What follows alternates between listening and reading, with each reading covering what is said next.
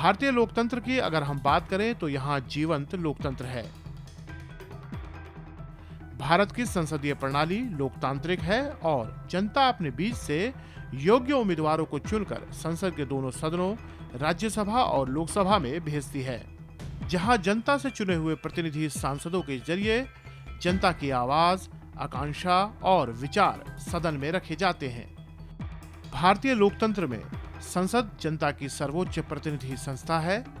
संसदीय शब्द का अर्थ ही ऐसी लोकतंत्रात्मक राजनीतिक व्यवस्था है जहां सर्वोच्च शक्ति लोगों के प्रतिनिधियों के उस निकाय में निहित है जिसे संसद कहते हैं।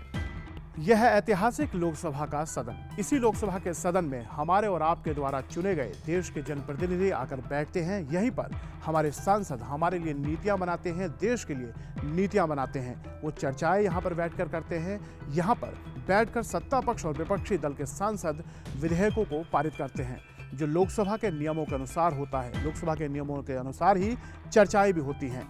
लोकसभा के सदन के इस हिस्से में जहां मैं मौजूद हूं, अगर हम देखेंगे तो अध्यक्ष पीठ के दाईं ओर मैं खड़ा हूं इस समय। अध्यक्ष की दाईं ओर की जो हिस्सा होता है वो सत्ता पक्ष का हिस्सा कहलाता है। मैं आपको बताना चाहूँगा जो लोकसभा की बैठक होती है या जो इसकी सीटिंग है उसका अरेंजमेंट के उसके जो व्यवस्था होती है और उसमें जो सबसे पहली ये सीट होती है जहाँ पे इस समय मैं खड़ा हूँ, ये सीट जो होती है वो सदन के नेता की होती है। सामान्यतः लोकसभा में सदन के नेता प्रधानमंत्री ज़्यादातर समय पे रहे हैं तो और ये कुर्सी प्रधानमंत्री और सदन के नेता की होती है।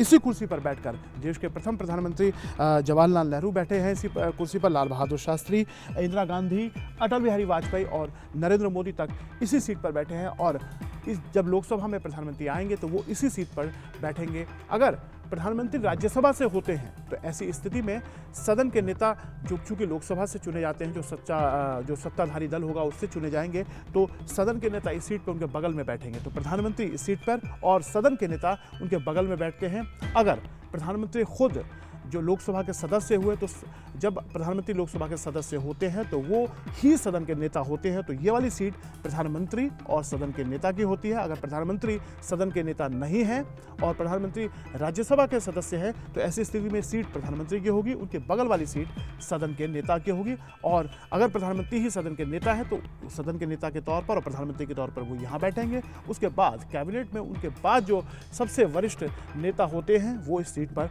उनके साथ बैठते हैं। इसके अलावा बाकी की जो सीटें होती हैं वो सामान्यतः उनके केंद्रीय मंत्रिमंडल के सदस्यों की होती है और इसका जो व्यवस्था की जाती है वो उनके अनुभवों और उनकी सीनियरिटी के हिसाब से होता है।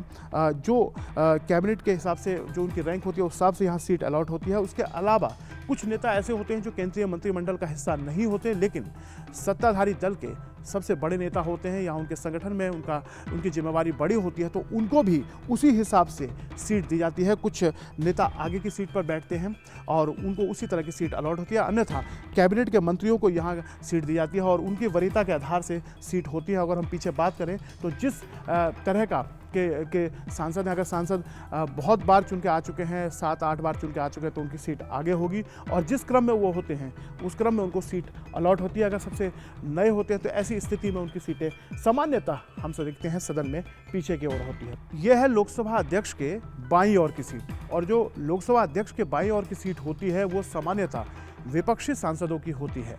दाईं ओर सत्ता पक्ष के लोग बैठते हैं और बाईं ओर विपक्षी दल के सांसद बैठा करते हैं। अगर हम बाईं ओर और विपक्षी दलों के सांसदों की सीटिंग को देखें तो सबसे कोने वाली जो सीट होती है वो लोकसभा उपाध्यक्ष की कुर्सी होती है। जो सीट है लोकसभा उपाध्यक्ष की होती है। जब भी अध्यक्षीय पीठ पर लोकसभा अध्यक्ष होते हैं तो लोकसभा उपाध्यक्ष इसी सीट पर बैठते हैं क्योंकि लोकसभा उपाध्यक्ष भी सांसद होते हैं और वो भी चर्चाओं में और जो मतदान होता है उसमें हिस्सा लेते हैं, तो इसलिए उनको ये सीट अलॉट होती है। जिसको हम देखें तो बाईं ओर की सबसे पहली वाली सीट लोकसभा उपाध्यक्ष की होती है।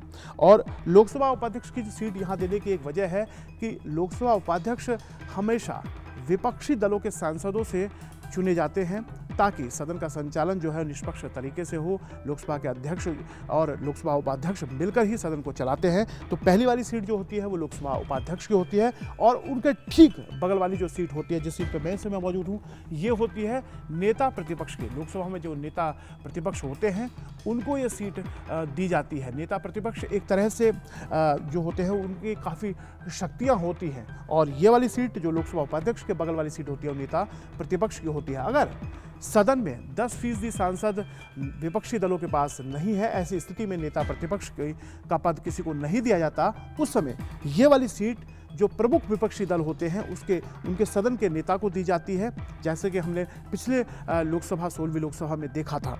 तो जहां लोकसभा उपाध्यक्ष और यहां नेता प्रतिपक्ष या फिर प्रमुख विपक्षी दल के जो सदन के नेता होते हैं उनको ये सीट दी जाती है। उसके बाद जो सीटें होती हैं वो सीटें वरीयता के आधार पर, अनुभव के आधार पर, विपक्षी दलों में जो सांसद काफ़ी अनुभवी हैं, काफ़ी पुराने हैं, उनको उस सीट से उस हिसाब से ही सीट अलॉट की जाती है। अगर हम पिछली 16वीं लोकसभा की बात करें तो हमने पहली पायदान पर हमने देखा था, पहली जो सीट थी उसमें प्रमुख विपक्षी दल के राष्ट्रीय अध्यक्ष को हमने बैठते हुए देखा था, पूर्व प्रधानमंत्री यहाँ बैठे थे और कुछ और प्रमुख दल। चूँकि 10% सांसद विपक्षी दलों के किसी विपक्षी दल के पास नहीं था, तो अन्य विपक्षी दलों के भी सदन के नेता को उसी हिसाब से सीट अलॉट की गई थी और उसी हिसाब से वरीयता के आधार पर बाकी सांसदों को, विपक्षी दल के सांसदों को भी सीट दी गई थी। उसके अलावा हम देखते हैं और भी जगह होती हैं, उसके बराबर की जो सीटें होती हैं उसमें भी हम देखते हैं जो विपक्षी दल के सांसद होते हैं, उनके सदन के नेता होते हैं, सामान्यतः उन्हें आगे की या उनके अनुभव के आधार पर ही